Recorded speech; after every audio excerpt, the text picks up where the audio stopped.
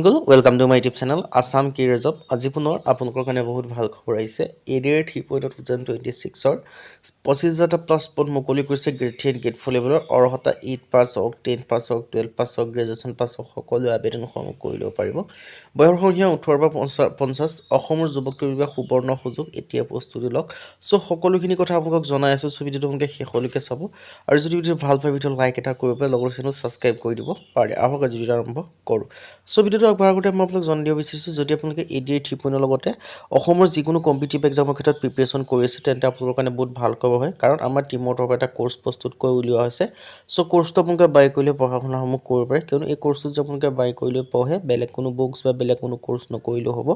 এইখিনি পঢ়িলে আপোনালোকৰ কাৰণে ছাফিচিয়েণ্ট হ'ব আৰু এই কোৰ্চটো আপোনালোকৰ সুবিধা হৈ বৰ্তমান আপোনালোকৰ কাৰণে 50% অফাৰ দি থকা হৈছে আৰু অফাৰটো লিমিটেড টাইমৰ অফাৰ হয়, যিহেতু অফাৰটো অতি সোনকালে শেষ হ'বলৈ গৈ আছে। যিমান পাৰে সিমান ক'লে বাই কৰি লওক। সো কেনেকৈ বাই কৰিব কাৰণে যিটো আমাৰ হোৱাটছআপ নম্বৰ আপোনালোকে স্ক্ৰীনত দেখিব পাৰিছে 9181267278, আপোনালোকে হোৱাটছআপত জাষ্ট হাই বুলি মেছেজ কৰিলে কোৰ্চটো বাই কৰি ল'ব পাৰিব। 50% অফাৰ চলি আছে। সো এতিয়ালৈ কোৰ্চটো আপোনালোকে কি লাভ কৰিব পাৰিব, ইয়াত আপোনালোকে 10,000 প্লাছ কুৱেশ্যন উইথ এনচাৰ লাভ কৰিব পাৰিব।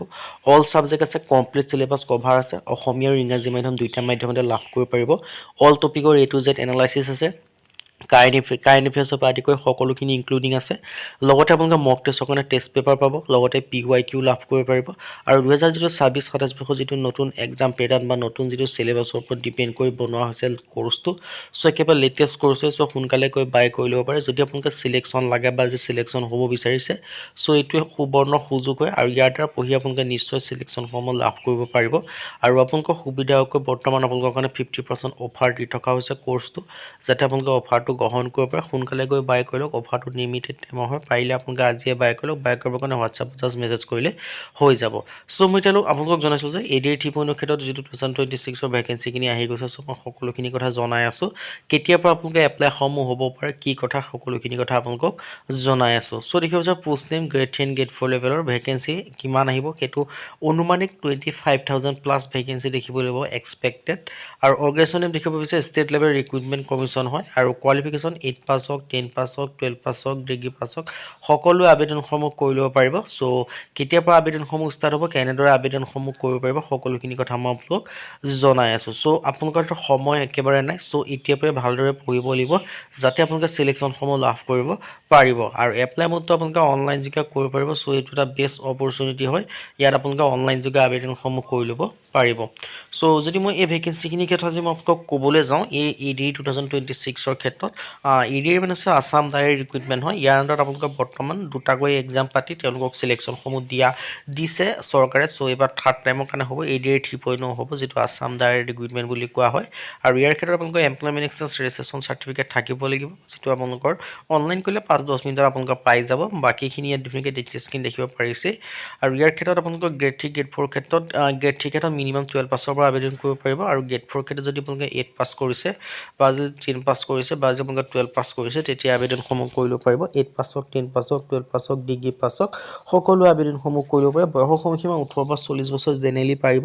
আৰু লগতে আপোনালোকে এজ ৰিলেক্সেশ্যনসমূহ লাভ কৰিব পাৰিব। SC/SC ক্ষেত্ৰত 5 বছৰকৈ, OBC ক্ষেত্ৰত 3 বছৰকৈ আৰু PWBD ক্ষেত্ৰত 10 বছৰ পৰ্যন্ত এজ ৰিলেক্সেশ্যনসমূহ লাভ কৰিব পাৰিব। মানে মেক্সিমাম 18 পৰা 50 বছৰ পৰ্যন্ত আবেদনসমূহ কৰি ল'ব পাৰিব।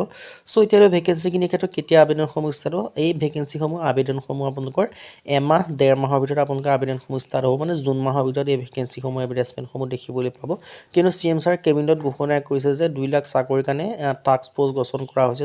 যিহেতু 2 লাখ চাকৰিৰ কাৰণে টাস্ক ফ'ৰ্চ গঠন কৰিছে, তাৰ মানে আপোনালোকে এডিআৰ ক্ষেত্ৰতো টাস্ক ফ'ৰ্চ গঠন কৰা হৈছে। সো যিহেতু টাস্ক ফ'ৰ্চৰ ৰিপৰ্ট যিটো আপোনালোকৰ এমাহ বা 2 মাহ বুলি কৈছে, কিন্তু 2 মাহটো নালাগে, এমাহৰ ভিতৰতে আপোনালোকে টাস্ক ফ'ৰ্চৰ ৰিপৰ্টসমূহ পাই যাব। যেতিয়া টাস্ক ফ'ৰ্চৰ ৰিপৰ্টসমূহ আহিব, তাৰ ওপৰতে ডিপেণ্ড কৰি আপোনালোকৰ এক্সাম বা আপোনালোকৰ নটিফিকেশ্যনসমূহ ৰিলিজ কৰিব। সো আপোনালোকে জুন মাহৰ ভিতৰত আপোনালোকে এডভাৰটাইজমেণ্টসমূহ দেখিবলৈ পাব। সো সময় আপোনালোকৰ বেছি নাই, কিয়নো সময় একেবাৰে কম আছে যিহেতু আপোনালোকৰ। সো তাৰ কাৰণে আপোনালোকে কি কৰিব লাগিব, এতিয়াৰ পৰাই আপোনালোকে ভালদৰে পঢ়িব লাগিব, যাতে আপোনালোকে আকৌ এডিআৰ 3.0 পিছত আকৌ এডিআৰ 4.0 কাৰণে অপেক্ষা কৰি থাকিবলগীয়া নহয়। হাতত মাত্ৰ সময় আছে এমাহ 1.5 মাহ সময়। সো এই এমাহ 1.5 মাহ সময়টো যাতে আপোনালোকে বেলেগতকৈ অলপ আগবাঢ়ি থাকিব পাৰে, তাৰ কাৰণে আপোনালোকে এতিয়াৰ পৰাই কমপ্লিট চিলেবাছ কভাৰ কৰি আপোনালোকে পঢ়িব লাগিব। সো কমপ্লিট চিলেবাছ কভাৰ কৰিবৰ কাৰণে আপোনালোকে যদি নিজে এই কমপ্লিট চিলেবাছসমূহ বিচাৰি পেলাই এটা টপিক যদি কভাৰ কৰিবলৈ যায়, আপোনালোকৰ হাতত আকৌ 6-7 মাহৰ প্ৰয়োজন হৈ যাব।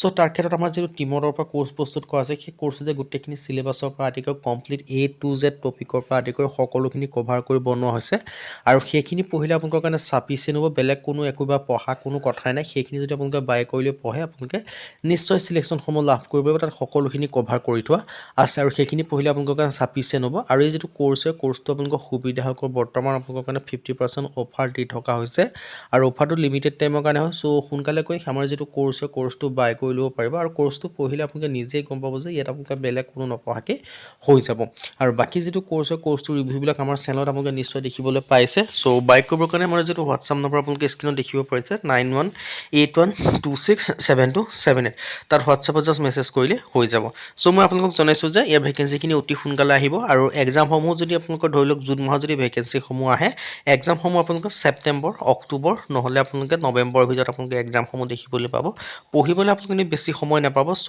এতিয়াৰ পৰা আপোনালোকে ভালদৰে পঢ়ক যদি আপোনালোকে নটিফিকেশ্যন আহিলে পঢ়িম বুলি ভাবিছে তেন্তে আপোনালোকে বহুত ভুল ভাবি আছে কাৰণ নটিফিকেশ্যন অহাৰ পাছত পঢ়ি কোনো চিলেকশ্যনসমূহ লাভ কৰিব নোৱাৰে তাৰ ক্ষেত্ৰত এতিয়াৰ পৰা ভালদৰে পঢ়িব লাগিব আৰু এতিয়াৰ পৰা ভালদৰে পঢ়িব কাৰণে আমাৰ যিটো কোৰ্চটো বাই কৰি লওক 50% অফাৰ চলি আছে আৰু অফাৰটো লিমিটেড টাইম হয় বাই কাৰণে হোৱাটছআপত মেছেজ কৰিলে হৈ যাব